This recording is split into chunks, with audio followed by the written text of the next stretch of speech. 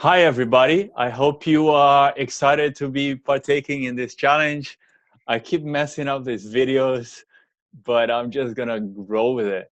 Um, God, I just spent the last 10 minutes making a video. It was one video of 10 minutes. Can you imagine? I just completely overtalked, but I had a lot of content. And then when I went to review it, um, I didn't have the sound coming through. So I really hope the sound is going through this time. Um, I'm just gonna go straight into the topic of this vlog. This is my first vlog ever in my life.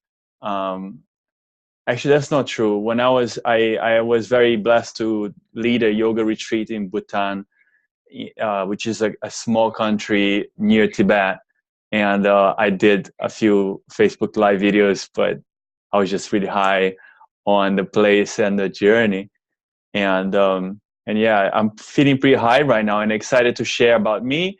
And the question that I have for you all, um, the question is whether I am good enough. um, I guess it is a question. I'm exposing myself. I'm being vulnerable, but I need to because my business depends on truth. It depends on you guys letting me know exactly uh, how you feel.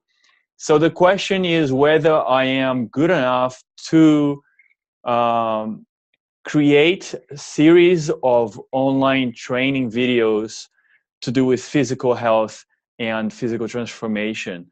Um, I will briefly say that I feel I've got a lot of experience and on different ways of body awareness. But at the same time, for something that will actually generate income, is my meager knowledge going to be enough? Or should I be looking to outsource the knowledge of somebody else?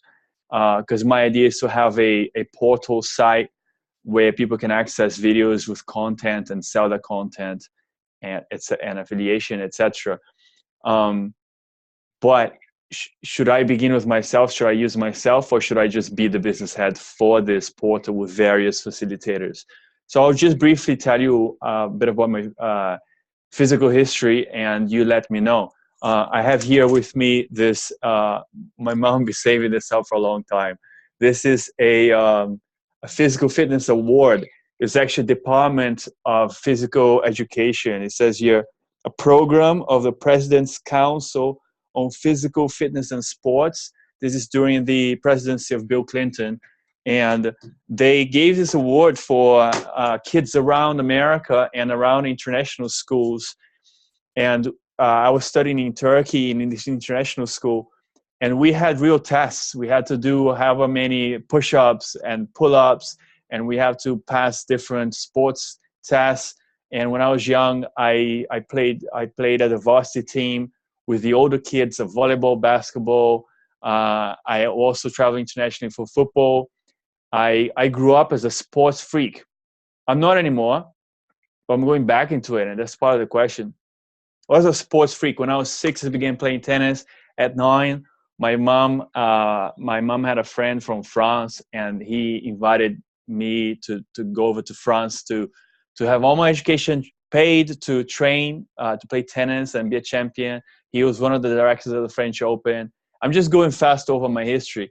So I've always had this natural aptitude for sports, but more than sports. So after playing all these sports, I then left. I abandoned everything actually, and I went through a major crisis on how I only wanted to win, and then suddenly I couldn't win anymore.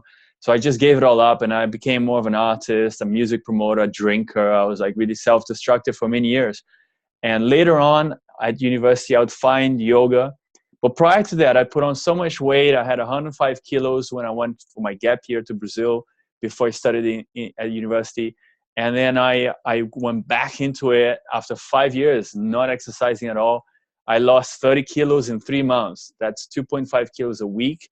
I was on the gym twice a day for 5 days every week, sometimes 6 days. Um, so I got the drive. I have the aptitude. Um, but do I have the experience? At university, I picked up yoga. I had a lot of development with yoga and meditation. I realized a few things. When I got to Bali, when I moved there, I was already teaching yoga then. I taught yoga for 6 years. Like I mentioned, I went to Bhutan, and I'm very comfortable with teaching yoga. I can teach yoga to all kinds of bodies, all kind of people. I'm also made a big dancer, ecstatic dancer. I've been organizing these dances. If you know what it is, it's amazing. For over 5 years in Bali, ecstatic dances. I've been doing it regularly. So I have an understanding of the female masculine ways of movement, practices, dances, the healing of the body. Not so much nutrition. I've done some fasting. I understand about plant-based diets and protein and basic stuff with nutrition, really. But I have this varied experience. I am certainly not an athlete, although I want to prove myself, and I'm training for a half Ironman. And I feel if I achieve a half Ironman, I can do a full Ironman.